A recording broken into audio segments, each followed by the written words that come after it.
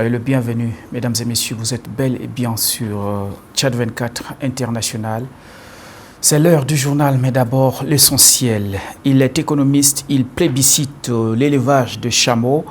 Dr Abakar Souleymane parle de la place de l'élevage dans le renforcement de l'économie tchadienne. Vous l'entendrez dans cette édition.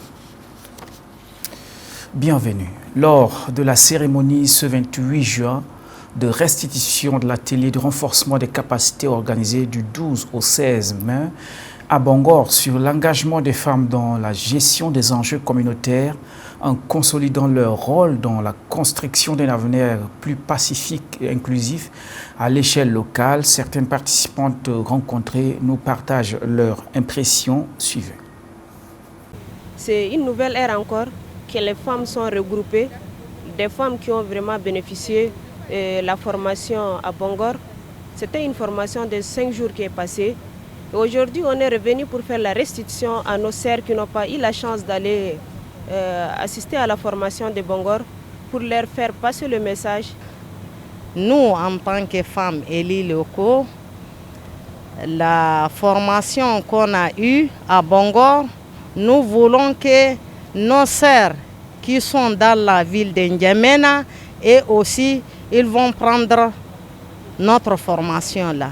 C'est ça qu'on a réuni aujourd'hui ce matin pour former nos sœurs de la ville de N'Djamena, des 10 communes de la ville de N'Djamena, pour former, de reconnaître la formation qu'on a eue à Bangor. On est parti à Bangor, on a fait la formation de gestion des conflits, de la communication, des médiations. On a appris beaucoup de choses et comment faire un projet.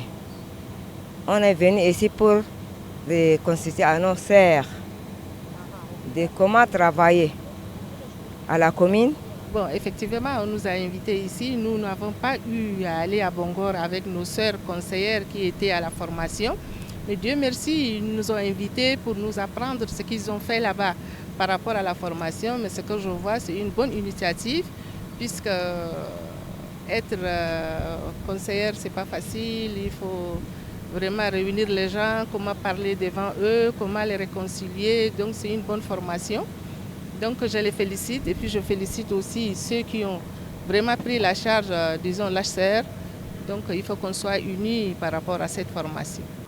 Des propos recueillis par Grâce. L'économiste Dr Abakar Souleymane, je vous le disais en titre, plébiscite l'élevage de chameaux et qualifie d'atout majeur pour l'économie tchadienne. Il espère par ailleurs un projet majeur pour le secteur. Il l'a dit lors d'un entretien accordé à notre équipe. Écoutez. D'abord, il faut savoir que les chameaux est une race résistante, nature, et résiliente au climat, aux aléas climatiques. Rappelez-vous que le président de la République, chef de l'État, le maréchal Mahamat Idriss Déby Itno, dans son projet de société à la population, a dit ceci: je m'emploierai à développer des filières durables afin de garantir notre souveraineté alimentaire, lutter contre la malnutrition et surtout la sécurité alimentaire et nutritionnelle de la population du Tchad. Vous vous souvenez aussi, rappelez-vous que le chef de l'État a fait une visite d'État en Hongrie et une mission est venue en N'Djamena. Sachez qu'une équipe aujourd'hui chevronnée des experts nationaux tchadiens est à pied d'œuvre au laboratoire de Farsha en N'Djamena, qui est en train de faire une trouvaille, de recherche de trouvaille scientifique sur les propriétés du lait de chamelle, sa composition afin de le valoriser, le lait. Sachez aussi que du point de vue, comme pour répondre directement à votre question, du point de vue économique, il faut d'abord comprendre que la vente du lait, si vous voyez, aux alentours, aux abords de routes venant allant vers la Madji ou vers Toukra. Vous voyez aussi l'exportation surtout de chameaux sur pied vers la Libye, vers le Soudan et même vers le Nigeria. Vous avez la vente des viandes grillées, la viande fraîche, parce que les gens ont trouvé certaines propriétés dans la viande des chameaux. Donc tout cela, pour répondre à votre question, tout cela fait donc un apport non négligeable dans l'économie du Tchad. Comme vous le savez, l'économie tchadienne est agro-silvo-pastorale. Donc quand on est agro-silvo-pastoral, il y a les chameaux, il y a les bœufs, Mathieu, tout est là-dedans. Donc, voyez-vous, donc ça fait un apport important, financier, économique pour le Tchad et pour l'homme rural, pour l'éleveur. Et peut-être pour terminer, s'il n'y a pas d'autres questions, je dirais que je peux vous dire que dans un proche avenir, un grand projet s'entellera, un grand projet sur l'élevage de chameaux verra le jour dans le Grand Bata, la zone d'élevage par excellence de chameaux. Et n'oubliez pas aussi que les chameaux, dans son milieu, dans le milieu de ceux qui l'élèvent, on dirait une sorte d'épargne. Hein, au lieu de garder de l'argent quelque part, cet élevage de prestige-là est très très important. Par moment, la DIA ou je ne sais bien d'autres machins sont payés en espèces, disons, par ce. Donc voyez-vous, ça apporte un apport non négligeable dans l'économie du pays et à l'éleveur lui-même. Redonner aux Tchadiens les moyens de découvrir ou bien de redécouvrir leur histoire réelle, mais dans quelle volonté est née cette initiative? Dr Arnaud Dingamadji, président de la commission chargée de réécrire l'histoire du Tchad, est revenu sur la genèse. La commission scientifique chargée de la réécriture de l'histoire du Tchad est née de la volonté du chef de l'État de donner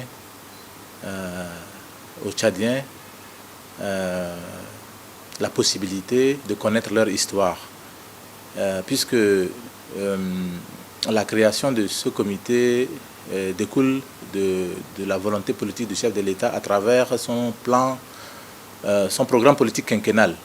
Voilà, c'est dans ce programme politique appelé 12 chantiers et 100 actions. Donc le 12e chantier et les actions 90 et 91 portent sur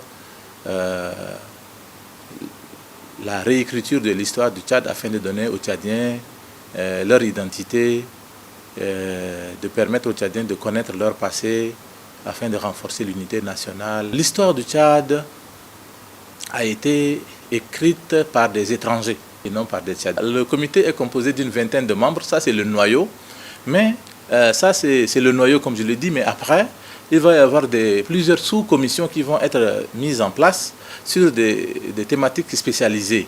Voilà. Et donc au fur et à mesure, la commission va prendre une nouvelle voilure. Voilà. Parce qu'il est clairement dit dans l'arrêté qui a créé la commission que la commission peut faire appel à toute personne susceptible de l'aider à mieux faire son travail. Et éventuellement à des personnes aussi, à des compétences aussi extérieures si c'est nécessaire. Voilà. Donc nous sommes à nos débuts, voilà, mais parce qu'il y a seulement quelques jours que la commission a été mise sur pied. Vous allez trouver des paléontologues, des anthropologues, des sociologues, un islamologue, des économistes, des archéologues et bien d'autres disciplines qui viennent compléter le travail ou enrichir le travail des historiens. Des bennes sont des camions qui font peur ces dernières années à N'Djamena, causant des morts sur les axes de la capitale. Une réunion a lieu courant de la semaine entre la direction générale de l'ONASER et les représentants des chauffeurs de bennes pour trouver un juste milieu. Écoutez ce reportage. Cette rencontre intervient dans un contexte où les accidents occasionnés par les véhicules lourds continuent de faire des victimes humaines et matérielles considérables sur les principaux axes de la ville de N'Djamena et ceux la reliant aux provinces du pays. Pour réduire ces drames récurrents, l'ONASER multiplie des stratégies parmi lesquelles cette rencontre de prévention. Plantant le décor, le directeur général de l'ONASER, Hassan Ibrahim Guiré, a indiqué que ces échanges permettront non seulement de dresser un état des lieux des accidents liés aux bennes sur les routes, mais également de sensibiliser les acteurs concernés sur les bonnes pratiques en matière de sécurité routière. Déjà, il a relevé que ces engins, pour la plupart, ont des problèmes techniques et manquent également de licences. Pour mettre terme à tous ces dysfonctionnements dans ce secteur, le directeur de l'ONASER promet. À la suite de ces échanges, beaucoup de solutions ont été dégagées, des solutions disons communes avec les propriétaires de ces camions, notamment d'intensifier la sensibilisation. La sensibilisation, pourquoi? Parce que il faut que les gens prennent conscience, surtout les conducteurs de ces camions. Donc nous sommes convenus avec tous les chefs, les délégués des différentes stations, parce qu'il y a 6 stations de camions Ben à N'Djamena. Donc nous allons descendre sur le terrain pour échanger, pour sensibiliser tous les conducteurs chez eux sur leur lieu de travail. Et ensuite, nous avons aussi proposé de faire une formation sur la conduite défensive. Formation sur la conduite défensive, c'est une approche qui met vraiment l'accent sur la sécurité, sur la prudence et sur la vigilance. Mohamed Saleh Nassour, secrétaire général du syndicat national des professionnels routiers du Tchad, se réjouit de cette première rencontre qui jette déjà les bases d'une bonne réorganisation du secteur. Le but de rencontre aujourd'hui autour du DG de l'ONASER, c'est tout juste pour parler sur l'accident qui s'est produit au niveau de la capitale. Qu'on avait aussi appelé les propriétaires de bennes ainsi que les chauffeurs de bennes pour la conduite à tenir, puisque c'est une prise de contact, mais il y aura du travail à faire.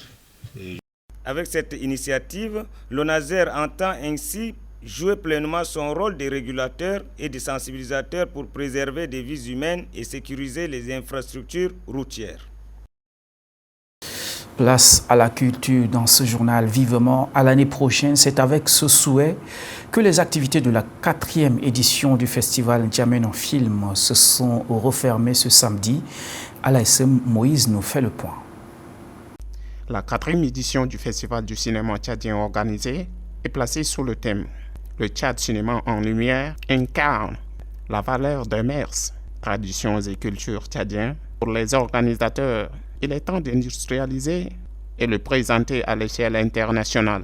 Ce rendez-vous qui a réuni à la fois les partenaires, les sponsors, les jeunes participants, apprenants, les pionniers du domaine, les organisateurs et formateurs, s'est référé hier samedi. Rappelons qu'il s'agit de mettre en avant une nouvelle ère pour le cinéma tchadien. Le festival N'Djamena en film n'est pas non seulement un événement, c'est une plateforme, un tremplin et surtout un rêve partagé. Cette 4e édition pourrait ainsi contribuer à faire des nouvelles étoiles et à consolider la place du Tchad sur la chaîne cinématographique africaine et internationale. Occasion pour le président du comité d'organisation d'expliquer le fondement du festival.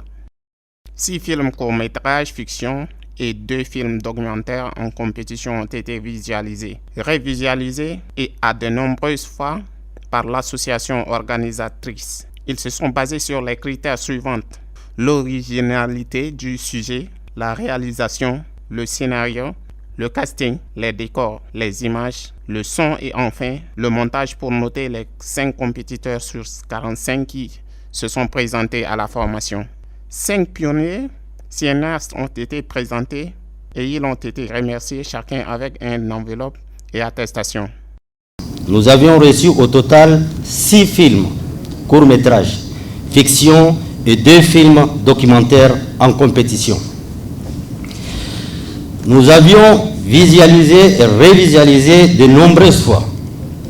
Nous nous sommes basés sur les critères suivants: l'originalité du sujet, la réalisation, le scénario, le casting, les décors, les images, le son et enfin le montage. La remise des attestations aux apprenants, le mot des présidents des apprenants, la remise des trophées et des derniers mots des compétiteurs. Les partenaires qui ne cessent d'exprimer leur joie et promettent de faire plus encore pour encourager ce domaine. Ainsi, le ministre achève le festival et ajoute que pendant ces 4 jours riches et intenses en activité, vous êtes plus de 40 jeunes formés dans 4 domaines fondamentaux. Primo, jeu d'acteurs avec des comédiens et coachs professionnels, où vous avez découvert le travail de corps, la respiration, le placement, l'écoute, l'émotion vers une immersion dans le cœur même de ce qui est l'interprétation. La projection du film sur le trace de Boko Haram de Amat Yaya Abba pour mettre fin de la cérémonie et la prise de photos de famille pour clôturer. Avant de clore cette édition, il s'appelle Bordoro, musicien-chanteur d'origine centrafricaine, a émerveillé son public tchadien ce samedi lors d'un concert produit à N'Djamena. Il chante la paix, mais dénonce également les maux de la société, les temps forts commentés par Mekila Odette. Dikolum Bordoro Sévérin de son nom d'état civil. Cet artiste engagé tchado-centrafricain a mis l'ambiance hier à l'hôtel Persévérance de Chagua. Muni de sa sitar, souris sur le visage, il a tenu en haleine le public venu des différents horizons pour passer une soirée dansante et divertissante. Dans ses chansons, l'artiste dénonce les maux qui minent la société tout en rappelant qu'il faut une cohabitation pacifique dans la paix. D'ailleurs, c'est l'une des raisons pour laquelle il s'est fait appeler le prince de paix. Ses chansons sont inspirées et chantées en langue kaba.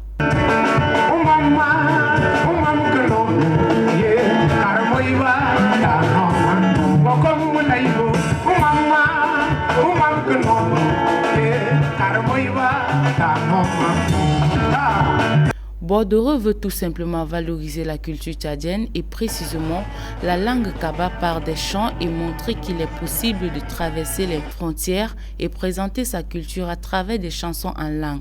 Quelques mélomanes nous donnent leur avis à cette soirée. En fait, je me réjouis de cette soirée. C'est ma première fois d'assister au concert de ce grand frère Bordoro.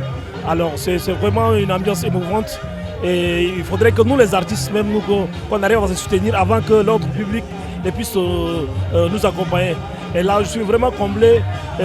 Ça fait longtemps que j'écoutais les sons à la radio, mais ce soir, je suis vraiment comblé de joie, comblé de bonheur, et il a assuré. Le concert était tonitruant, était foudroyant et fracassant. Donc, j'ai beaucoup aimé et beaucoup de Tchadiens parce que c'est un artiste d'origine centrafricaine. Mais au niveau des frontières, c'est un artiste qui est aussi tchadien, donc nous aimons beaucoup ce qu'il fait et nous apprécions beaucoup sa musique. Sa prestance scénique a fait danser la foule qui exécutait aussi à leur tour chaque parole des chansons de l'artiste. La musique adoucit les mœurs, dit-on. Ce concert adoucit les cœurs et aguerrit les âmes hier. C'est sur ces images que nous refermons porte-fenêtre cette édition d'information. Merci de l'avoir suivi. Vous retrouvez Emmanuel Biaktibo la semaine prochaine. Restez des nôtres. À très bientôt.